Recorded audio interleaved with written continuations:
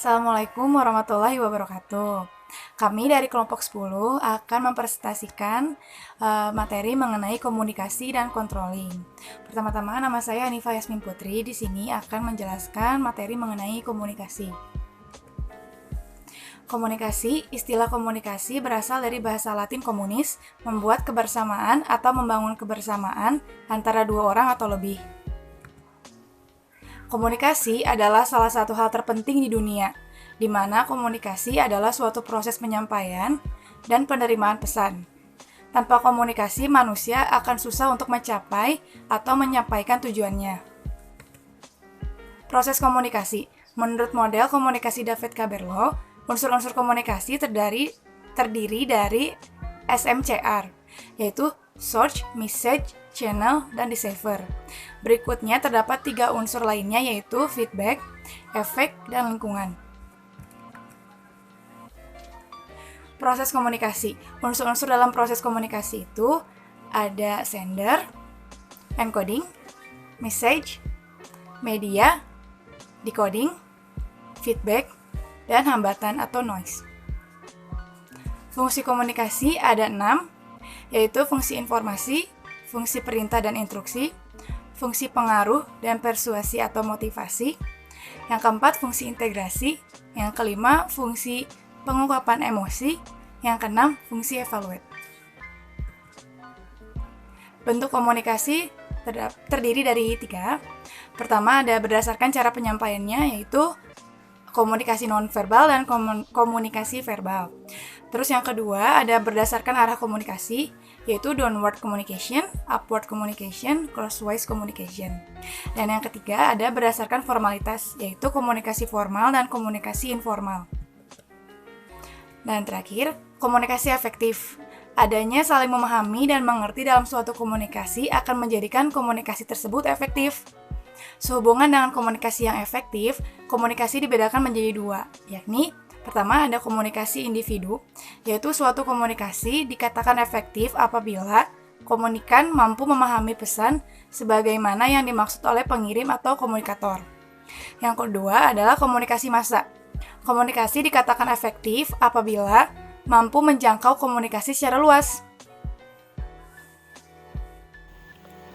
Perkenalkan, nama saya Ikra Ilhami Ariantara. Di sini saya dari kelompok 10 dan di sini saya akan melanjutkan presentasi dari teman saya tentang hambatan terhadap komunikasi yang efektif. Menurut Ron Ludlow dan Fergus Penton, ada hambatan-hambatan yang menyebabkan komunikasi tidak efektif, yaitu ada 7 hambatan. Hambatan yang pertama yaitu status efek, di mana perbedaan pengaruh status sosial yang dimiliki setiap manusia. Yang kedua, semantic problems, faktor yang menyangkut bahasa yang dipergunakan komunikator sebagai alat untuk menyalurkan pikiran dan perasaannya kepada komunikan. Yang ketiga, perceptual distortion. Hambatan ini dapat disebabkan karena perbedaan cara pandangan yang sempit pada diri sendiri maupun terhadap orang lain. Yang keempat, cultural difference. Hambatan ini dapat terjadi karena disebabkan adanya perbedaan kebudayaan, agama, dan lingkungan sosial. Yang kelima, physical distraction.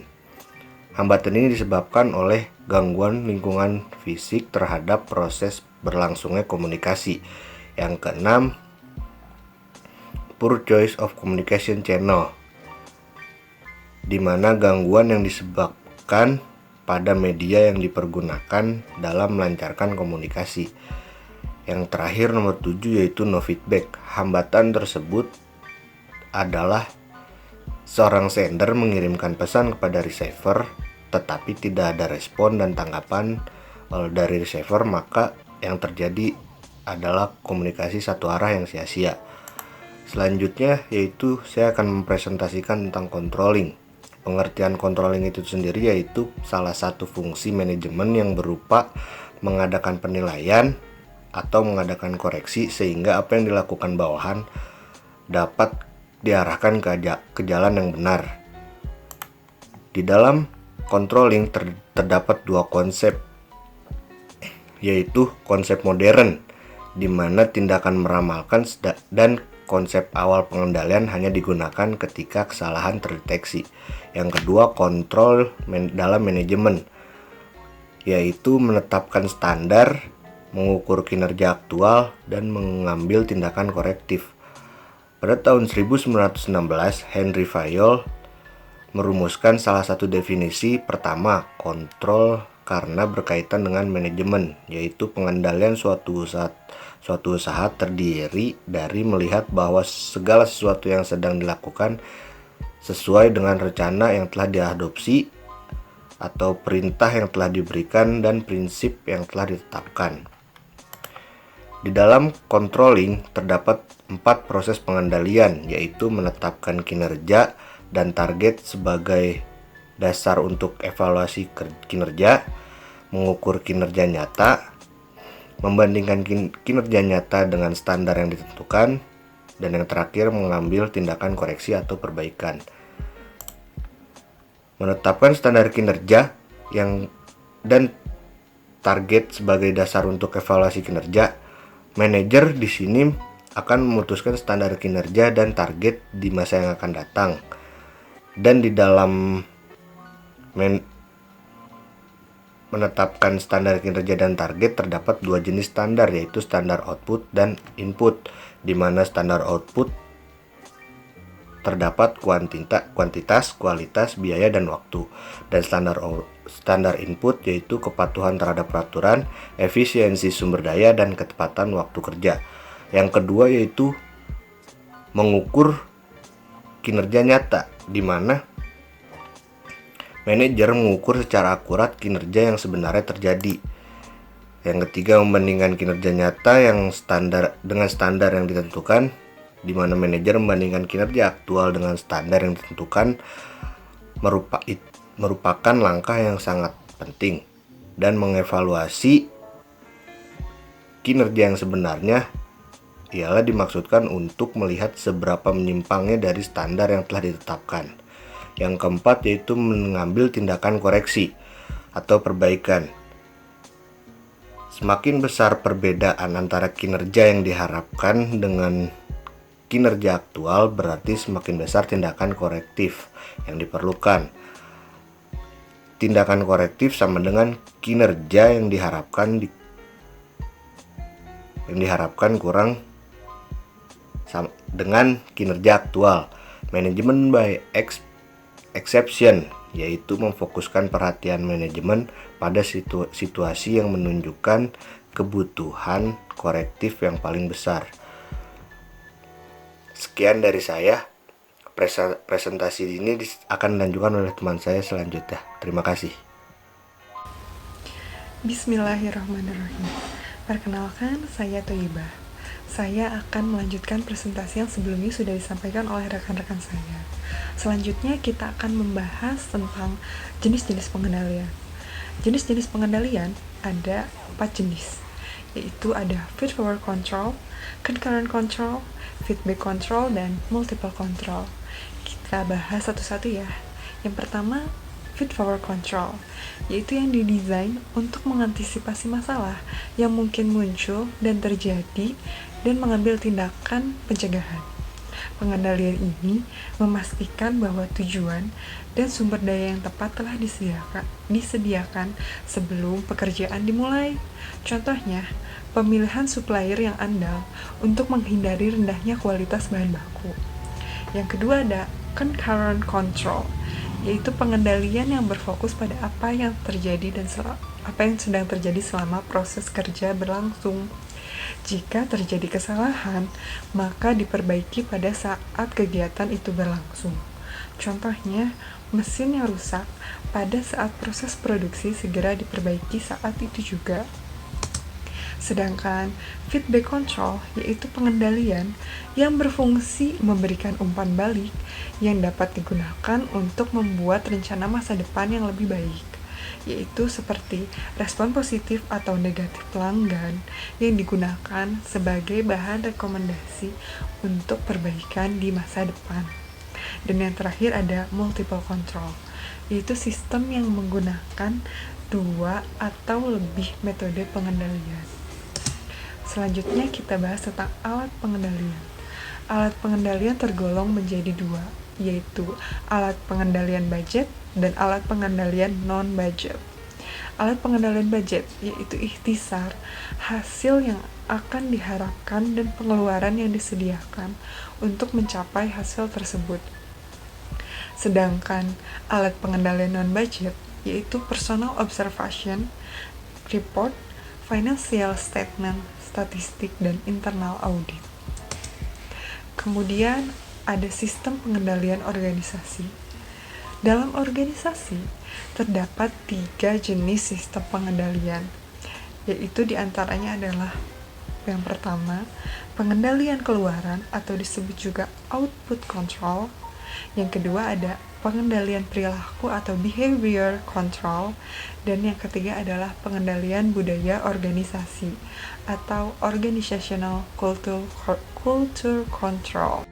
Nah, selanjutnya ada karakteristik efektivitas pada pengendalian yang terdiri dari beberapa hal, yaitu yang pertama ada future oriented, kemudian multidimensional, ekonomis, data yang akurat, realistis atau dapat dicapai, tepat waktu, dapat dimonitor, dan dapat diterima oleh anggota, juga bersifat fleksibel. Yang tadi itu adalah karakteristik efektivitas pengendalian. Jadi, kesimpulan dari materi kali ini adalah komunikasi merupakan hal yang penting karena mempengaruhi penilaian orang lain terhadap kita, yang juga mempengaruhi keseimbangan seseorang dalam masyarakat karena mempengaruhi bagaimana pesan disampaikan melalui sebuah komunikasi.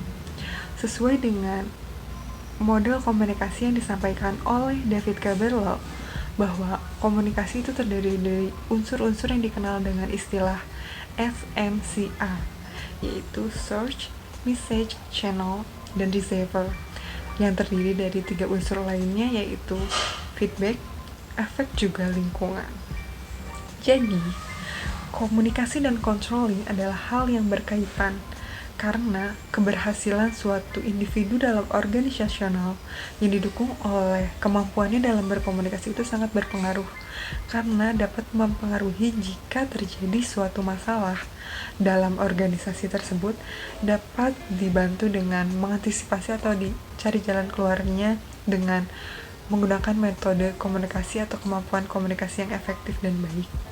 Nah, jadi pengawasan, pengendalian, atau controlling adalah salah satu fungsi manajemen dengan indikator sebuah penilaian yang mana untuk mengadakan evaluasi atau koreksi terhadap rencana atau strategi yang sudah disusun, bagaimana untuk mengevaluasi apakah bawahan menjalankan rencana atau strategi tersebut dengan sesuai yang sudah direncanakan dan bagaimana capaian terhadap tujuan tersebut. Hal ini sesuai dengan konsep modern control, yaitu tindakan itu meramalkan, sedangkan konsep awal pengendalian hanya digunakan ketika kesalahan terdeteksi. Jadi, kontrol dalam manajemen berarti menetapkan standar, mengukur kinerja aktual, dan mengambil tindakan korektif. Nah, sekian dari kami kelompok 10. Semoga materi yang kami sampaikan dapat bermanfaat untuk kita semua dan dapat berguna untuk kedepannya. Mohon maaf apabila ada kekurangan atau kesalahan-kesalahan dari kami yang disengaja maupun tidak, karena kami sama-sama masih dalam proses pembelajaran. Dan mohon untuk kritik dan sarannya terhadap apa yang sudah kami sampaikan. Terima kasih atas waktu dan kesempatannya. Semoga kita semua dalam keadaan sehat, selalu dalam keadaan yang sehat walafiat. Sekian, terima kasih. Wassalamualaikum warahmatullahi wabarakatuh.